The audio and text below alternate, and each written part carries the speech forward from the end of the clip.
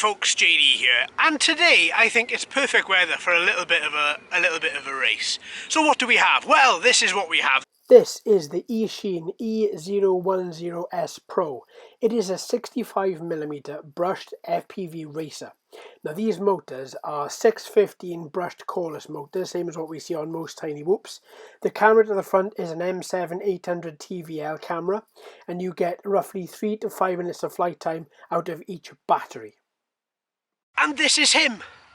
I quite like him already. The shark is a very gimmicky thing, not needed, but again, it's something that I like. So this is something that we're going to take up today. We're going to just take him up, fly him around, get a little bit of FPV, see how he does, see whether he has, even though he does come with acro, see whether I've actually programmed him with acro and a couple of other flight modes. If he is acro, I'm just going to fly him purely in acro.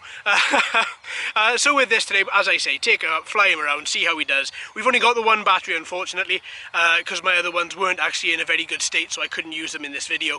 Now, with this, what we need to do is put him on the mat, and then we need to take him up. The configuration is already done via Betaflight. Okay, so here we go. Let's put the quad down here. Let's plug him in as on a flat and level ground as possible. There we go, he is on. Let's return all those. There we are, everything should be up, everything should be working. Now, I'm pretty sure this is the wrong profile I've got him set to, so let's just quickly change that profile. I'm pretty sure it's on JD. So from here we just got to unlock the motor, and then we're good to take him up. Right then folks, let's do it. Right, up we go. Now I've got a little alarm going off on my i6 just in front of me. Now that must be because of the low battery warning from this battery, but I have literally just charged it. Oh, it doesn't look like he's in full acro mode. Right then, okay, let's take him out, let's have a little fly of him. He seems quite nice. I think is with all these tiny whoops, they seem really good. There's not really a lot of difference with them. With the 65mm of the same price range roughly, but they are really good. I mean, look at him, he's dipping, he's going.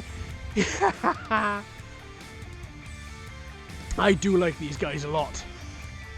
Stop beeping, i6.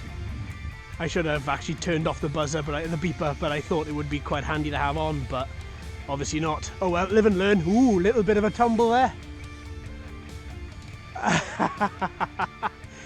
Now these things are great fun, whether you're an advanced FPV flyer and you just want to practice your skills on something or have a little bit of fun, or whether you are actually a beginner to the FPV racing scene and to acro mode and horizon and everything else, and you just want to give it a little shot and get used to something, then again, these are brilliant fun. They really are.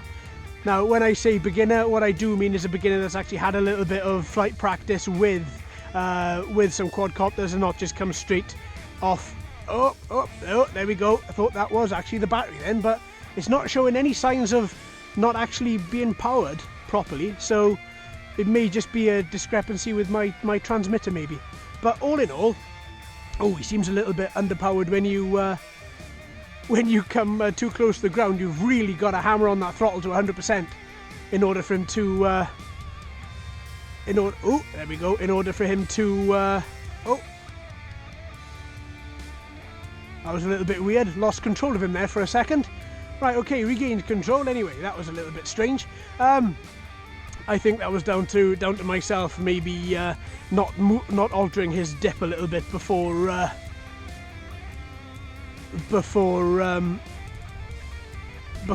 gave him a little bit too much throttle. So as I turned him at the same time, he seemed to get a little bit confused. But that was totally me, not the quad. So where was I? Yes. So if you've got a little bit of flight experience, these things are brilliant. Obviously they are, a lot of these companies as well say these are for indoor use, which I find extraordinary. My living room is tiny and my whole house isn't big, so flying this indoors is pretty much out of the question. I flew the Eachine QX65 indoors just to see if it could be possible, and all I wanted to do was just go faster, so that's not really an option.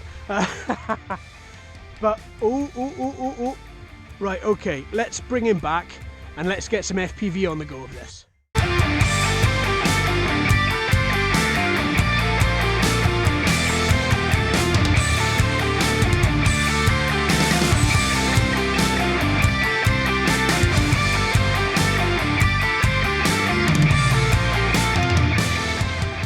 Right, okay, so this little guy, well, very small, very flighty, as you'd expect from a 65mm tiny whoop. So much fun though. I love these little guys, the tight corners, how they move, the quick reactions you have to have just to get them back on track. Absolutely fantastic in a low wind environment such as this here today. Now, there was a little bit where he did wobble a little bit, and I thought, wow, is that me? Is that the quad? But then once I had sorted out the situation, that was clearly me, where I'd given him a lot too much power. I had him on full pitch, and then I tried to turn him, and he just wobbled a lot. So that's just me. Once I brought him down a little bit on the throttle, and then gave him a bit less pitch, then he was fine. He just rectified himself, and he was okay.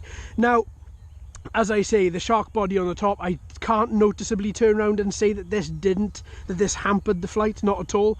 I think the fins are there to just push the air over the top of it, and all in all, I thought it flew really well. Now, it is going to be a toss-up whether this is as good as the QX65. Honestly, I think they're going to be pretty much the same, but in order to know that, we've got to put these guys side by side. That'll be coming in the next few weeks, folks. So there we are. Thanks ever so much for watching and listening, folks. I've been JD. You've been fantastic as always. If you haven't already, please like and subscribe. Hello and welcome to all the new subscribers. I hope you're enjoying the channel. So until next time, my friends, happy flying.